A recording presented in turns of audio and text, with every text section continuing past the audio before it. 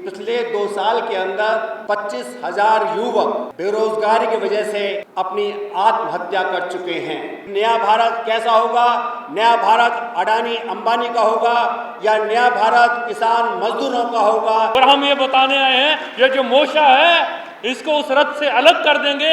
मोर्चा नहीं रहेगा, अदानी अंबानी कुछ नहीं कर पाएंगे, देश हमारा होगा। तो मोदी जी हैं, इनको तो संविधान समझ नहीं आता, वो कानून कहां से समझ आएगा। साहब, नरेंद्र मोदी जब इंटरव्यू देता है तो बीच में उसको डर सताता है। एक शानदार ऐतिहासिक कन्वेंशन कर रहा है और ये पूरा विश्वास है कि इस कन्वेंशन से एक नई ऊर्जा पैदा होगी और हम पूरे हिंदुस्तान के अंदर इस डिक्टेटोरियल गवर्नमेंट को एक सबक सिखाने के अंदर अहम रोल अपना अदा करेंगे। आज इस देश की हालत क्या है? अभी पार्लियामेंट के अंदर एक मिनिस्टर ने जवाब देते हुए बोला कि पिछले 2 साल के अंदर 25,000 युवक बेरोजगारी की वजह से अपनी आत्महत्या कर चुके हैं। 40,000 रेलवे की वैकेंसी निकलती हैं और 1 करोड़ से ज़्यादा लोग उसमें अप्लाई करते हैं। जब उनके साथ अन्याय होता है, अपनी आवाज़ वो बुलंद करते हैं। तो जिस तरीके से ईस्टर्न यूपी या बिहार के अंदर पुलिस द्वारा उनके साथ ज्यादती की जाती है, इस आज़ाद देश के लिए बहुत ही शर्मनाक बात है।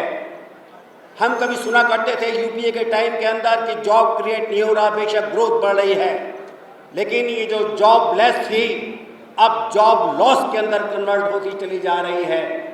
हालत ये हो गई है कि सन 1991 के अंदर जहां पब्लिक सेक्टर के अंदर 22 लाख कर्मचारी काम करता था, आज की डेट के अंदर उसकी संख्या घटकर 10 लाख रह गई है। सेंट्रल गवर्नमेंट के अंदर 3 लाख पद खाली पड़े हैं, 7 लाख पद खाली पड़े हैं। इसी तरह रेलवे के अंदर 3 लाख पद खाली पड़े हैं, लेकिन इस सरकार को किसी बात की चिंता नहीं है कि हिंदुस्तान के अंदर आज बेरोजगारी की हालत क्या है। अभी हमारे किसान भाइयों ने 1 साल तक अपना डेमोन्स्ट्रेशन, अपना एजिटेशन किया।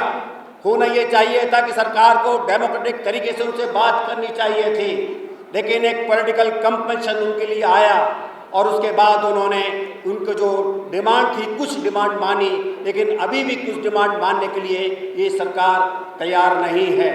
कितनी अजीब व्यवस्था है कि सरकार इस बजट के अंदर 72,000 करोड़ रुपए का पूंजीपतियों को कंसेशन दे रही है। 4 लाख करोड़ रुपया इन पूंजीपतियों को जो टैक्स डिफॉल्टर के रूप में चल रहे हैं, कोई एक्शन लेने की बात नहीं करती। तो इसलिए हम किसान भाइयों को इस बात के लिए मुबारकबाद देना चाहते हैं कि उसने ये प्रूव किया है अपने संघर्ष के माध्यम से कि इस डेमोक्रेटिक सिस्टम के अंदर अगर संघर्ष किया जाए तो जीत आवश्यक होती है। अभी लखीमपुर खीरी में जिस तरीके से हमारे किसान भाइयों को कुचला गया और ये हमारे देश के प्रधानमंत्री जो अक्सर बहुत ज़्यादा बात करते हैं, मन की बात वन साइडेड, एक शब्द भी उसके बारे में नहीं बोला गया कि ये वाकई गलत बात हो रही है। एक नया भारत निर्माण करने की योजना चल रही है। अब सवाल ये हमारे सामने कि नया भारत कैसा होगा? नया भारत अडानी अंबानी का होगा या नया भारत किसान मजदूरों का होगा? इस बात का फैसला अब हमें डेमोक्रेटिक तरीके से सड़कों पर भी आकर के करना होगा। मैं all India insurance employees association की ओर से आपको इस बात का विश्वास दिलाना चाहता हूं कि जो भी संघर्ष की रूपरेखा इस कन्वेंशन के माध्यम से की जाएगी, AIA all India insurance employees association के सिपाही आपके साथ कंधे से कंधा मिला करके लड़ते रहेंगे और हमें मालूम है जीत उन्हीं की होती है जो संघर्ष करते हैं। मैं अपनी बात समाप्त करते हुए आपको एक बात पुनः इस बात का विश्वास दिला रहा हूं कि संघर्ष की जीत होती है, आप जीतेंगे। इंकलाब जिंदाबाद। भारत की तकदीर, भारत की दिशा और दशा बदलने के लिए उसको मेरा लाल सलाम क्रांतिकारी अभिनंदन। तमाम चर्चा हो चुकी है अभी सुबह से कि भारत में इस समय नीतियों के तौर पे एक ऐसा रथ चल रहा है जिस रथ के ऊपर अंबानी और अदानी का मुनाफा बढ़ाने के लिए काम कर रहा है और वो रथ दौड़ता रहा है। वो रथ दौड़ रहा है भारत की जनता की पीठ पे। और उस रथ के घोड़े कौन है? उस रथ के घोड़े हैं मोशा। नाम लेने की जरूरत नहीं है, हम जानते हैं मोशा कौन है। मोदी और शाह, वो जो घोड़े हैं, हमें आज राजनीति के अंदर लोग बताते हैं वो घोड़े बेलगाम हो गए हैं।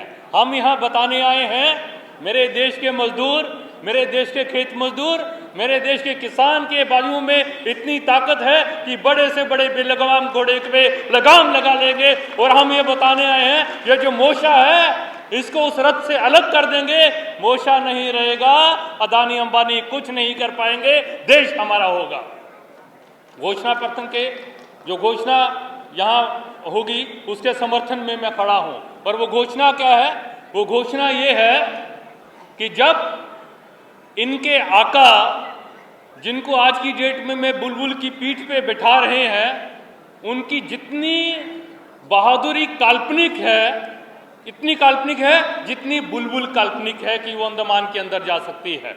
जब वो चिट्ठियां लिख रहे थे, जब ये लोग भगत सिंह के खिलाफ गवाही दे रहे थे, जब ये लोग गद्दारी कर रहे थे भारत से, मेरे भारत की बहादुर जनता आज़ादी के अंदर लड़ते हुए अंग्रेजों को भगाई और उसका हासिल हुआ भारत का स्वाधीन, भारत का जो स्वाधीनता के अंदर संविधान।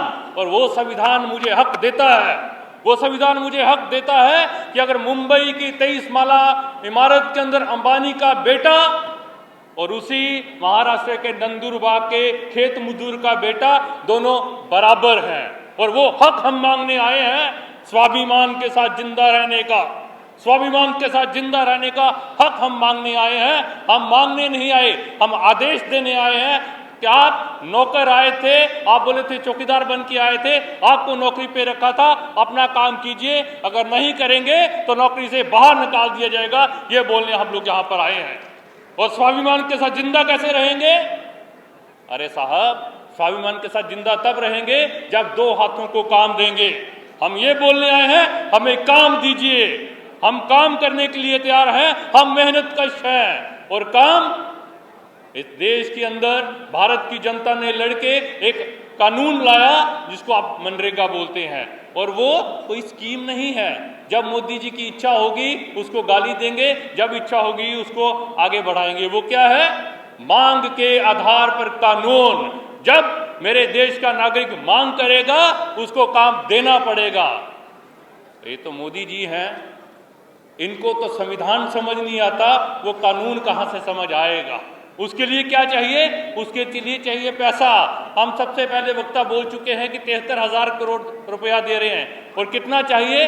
अगर 9 करोड़ के आसपास जो जॉब कार्ड धारक हैं उनको सबको काम देना, 100 दिन का काम देना होगा, तो 2,60,000 करोड़ के आसपास पैसा चाहिए, हमारे अर्थशास्त्री बता रहे हैं, पर वो पैसा नहीं है। उसके ऊपर से हमने आशा की थी मनरेगा में काम करते हुए दलित, आदिवासी, सभी जातियों के लोग एक जगह पे काम करेंगे, जाति को तोड़ेंगे। पर जिस सरकार के दिमाग के अंदर संविधान की जगह मनु हो, वो वहां पर जातिवाद लाएगा। अब बोल रहे हैं मनरेगा में भी जाति के आधार के ऊपर फंड आएगा। हम नहीं मानते इसको, हम मांग करने आए हैं, मेरा हक है, काम आपको देना पड़ेगा और काम का पूरा दाम देना पड़ेगा।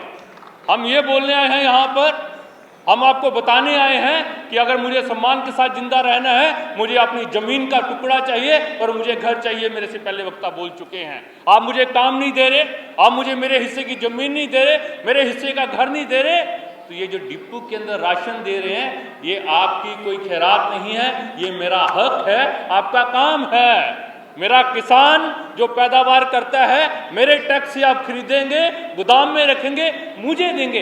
आप तो बीच में चैनल है, माध्यम है, आप आका मत बनिए, आप मालिक मत बनिए, दिमाग से निकाल दीजिए। डिपो के अंदर राशन मेरा हक है, इसलिए शिक्षा मेरा हक है, स्वास्थ्य मेरा हक है। ये मांग हम लोग करने यहाँ पर आए हैं। आप जाइए सुप्रीम कोर्ट के अंदर चर्चा कीजिए कि ये फ्रीबीज, वो बोलते हैं, बड़े बड़े बुद्धिजीवी आते हैं कि ये फ्रीबीज नहीं चलेंगी, मुझे समझ नहीं आती। वो बोलते हैं कि मुफ्तखोरी नहीं चलेगी। अरे साहब, आप गलत हैं। भारत देश की जनता भारत की मालिक है, ये कोई सरकार भारत की मालिक नहीं है, ये हमें समझना पड़ेगा। ये किसी तानाशाह के यहाँ हो सकता है कि राजा जनता को दे, इनकी गलती नहीं है।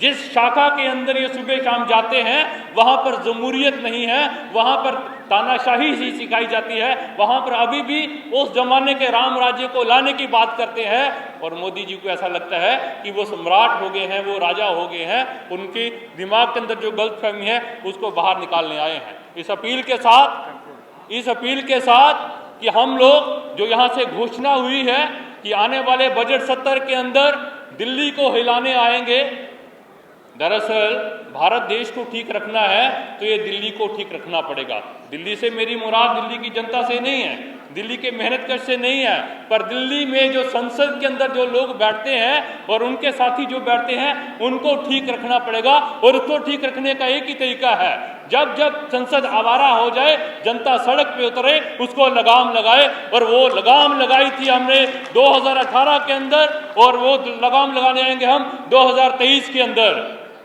साहब, नरेंद्र मोदी जब इंटरव्यू देता है तो बीच में उसको डर सताता है इस लाल झंडे का, बोलता है खत्म हो गया है, पर बहुत खतरनाक है, बहुत खतरनाक है। हम ये बोलने आए हैं, आप डरते हैं, डरना अच्छा होता है, ये डर लाल झंडे का नहीं है, ये डर जनता का है, क्योंकि लाल झंडा जनता का है। और वही डर दिखाने के लिए 2023 के अंदर दिल्ली की सड़कों को लाल करेंगे।